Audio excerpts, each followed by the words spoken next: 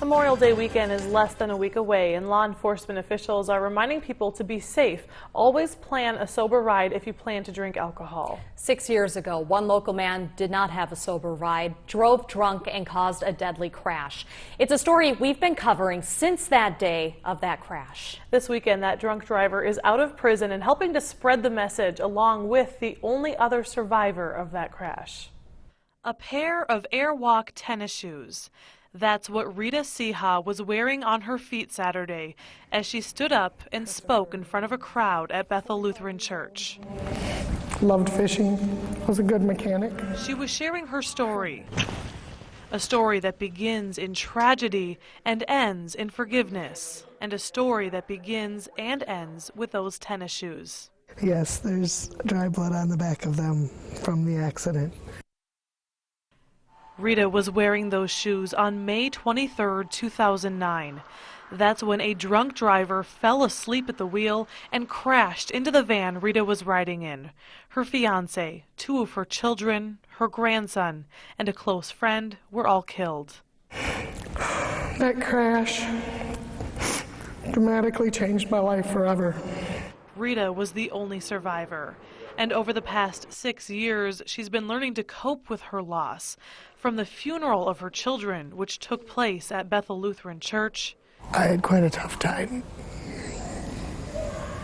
knowing there was a casket sitting there at one point that had my loved ones in it.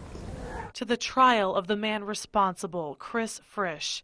We talked to him 2 years ago while he was serving his 5-year prison sentence. In all reality, I'll never be free because I'm still holding on to that, so, that's something I got to deal with every day. He's also the man that Rita has a message for. I wanted him to hear it from me about the forgiveness, that I forgave him, and that he and somehow, and if I could help, needed to forgive himself, because that's a huge thing.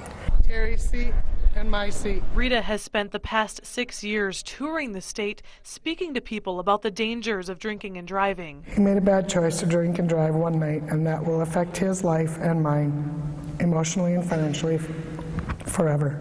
But it's that message of forgiveness Rita also wants people to hear.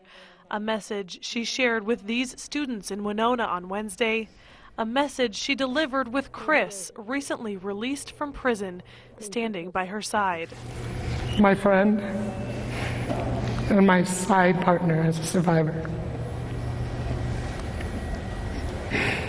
Together, him and I will try to keep this word going to help prevent it from happening to anybody else. And a message she shared once again at Bethel Lutheran Church on Saturday. Chris in the audience. I'm proud to be able to stand up here today and say that I forgive him because God has forgiven me and I know God has forgiven him. And those tennis shoes, size 10, Airwalks, are just a small reminder of how many steps Rita has taken to get to this point, and how many steps she will take in the future. Turn the page to the next chapter of my life. They'll never be forgotten, never, ever in myself. I will remember them every day until I no longer am on the earth. But it's okay to move on. On the anniversary of that crash coming up on Saturday, Chris and Rita are planning to get tattoos together in remembrance of Rita's family. And then in June, Rita is having that van crushed.